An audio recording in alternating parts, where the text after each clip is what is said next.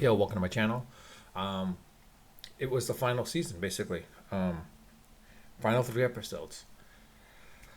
I don't think Percy was supposed to be resurrected. Sorry, mind you, spoiler alert. So if you, Percival DeRollo was resurrected in the final episode, of course. I didn't expect that to happen. I thought, based on the Vox Machina that's going on right now, that he was pretty much dead, but it looks like he's been resurrected, and you found out the reason why, which kind of makes you wonder. It's like, what? That makes no sense, but it happened to be the case. Kind of curious to see now what happens to Vax from the perspective of like he's inherited some sort of disease. It looks like it would be interesting to see how that works out as well too. And now it looks like season four. There's going to be a new villain. I'll be interested to see how that works out. I can't remember. I couldn't make out who that was, but if you do know, please let me know because I kind of forgot most of the prior seasons episodes of like who that is because like these seem like wizards or magicians that are praying or cultists, and it'd be interesting to see who that new villain will be in season four, which looks like to be season four and probably season five and season six as well too, depending on how this goes. But I'll say this: if you have not watched Vox Machina, The Legend of Vox Machina, I suggest you watch it because it is really, really impressively good. Almost like the DC titles of the DC worlds animated version, as you see in those movies and such. This is it's a pretty good series, quite honestly. And I would say like if you are a Dungeon and Dragon D&D fan, Dungeons and Dragons for those who aren't aware, uh, it, it almost falls in the storyline basically, which is pretty impressive. It's like very rare for something like this that of that nature. But then again, I guess with animation, that's always the case, and like that's pretty impressive in this situation. And I would say like from this perspective, you should watch it. You should, if you're a D&D fan, even if you're not a D&D fan, I'll admit I am not a person that's played D&D, never did. I would love to have gone it, but it's not straightforward and easy to do. But I would love to play it and get into it because I am a sci-fi fan, basically, of course, and like I do aware of quite a few things at that point as well. I'll tell you this much: I'd be a horrible dungeon master. I'll be a horrible dungeon master, and of course, for those Gen Xers, basically the '80s cartoon, I'm more familiar with that. That's how I think of that from that perspective. Because when I saw the movie that came out, you saw that reference, and I was like, "Hey, that's great."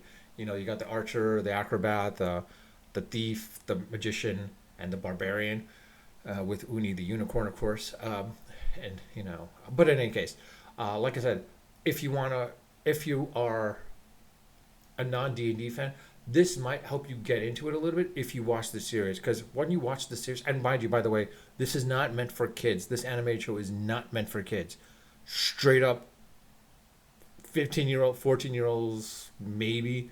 Because like some of the magic subject matters are, I'll be honest, there's sex and whatnot basically at this point, and a lot of references to that as well, as well as a lot of cursing, of course, as well too. So be warned if you are a parent. Um, but in any case, like I said, if you are not a D&D fan or unaware of D&D, I mean, if you want to get it, I think this will help you introduce you into the D&D world, and then maybe you might see that the fascination of it at this point, because like from this is based on an actual D&D adventure right now that's going on. Vox Machina is based on a D&D venture that's going on right now, so this is why this is interesting from this perspective.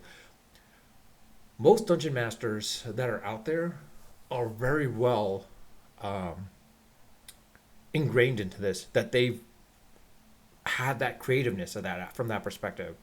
I'm not that creative per se, so it's one of those things where I'd love to see how this work plays out with the series.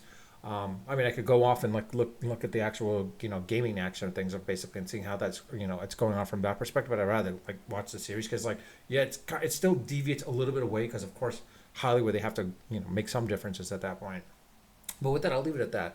Let me know your thoughts. If you've watched the show, watched the series, especially watched the season, and how the season ended, which I'm not too overly keen on, but it's still good enough. Well, let me know your thoughts about that. As how it ended, basically, and such. Also, let me know your thoughts of like if you are a D&D player, like if you want to play or whatnot, I'd love to find out as well too. But with that, I'll leave it at that. Please leave your comments in the comment sections. Of course, I read them all when I and respond to them when I warrant a response. Um, Also, if you like this content or like this video, basically, please hit the like button, of course. And with that, if you haven't actually subscribed, I do ask if you could hit the subscribe button. That'd be great. But of course, I suggest you don't hit the notify button. The little alarm bell. Basically, I suggest you don't hit that because I'm not notifiably worthy yet at this point. But from that, I'll leave it at that. Unfiltered, unedited, of course, always unrehearsed. Until next time.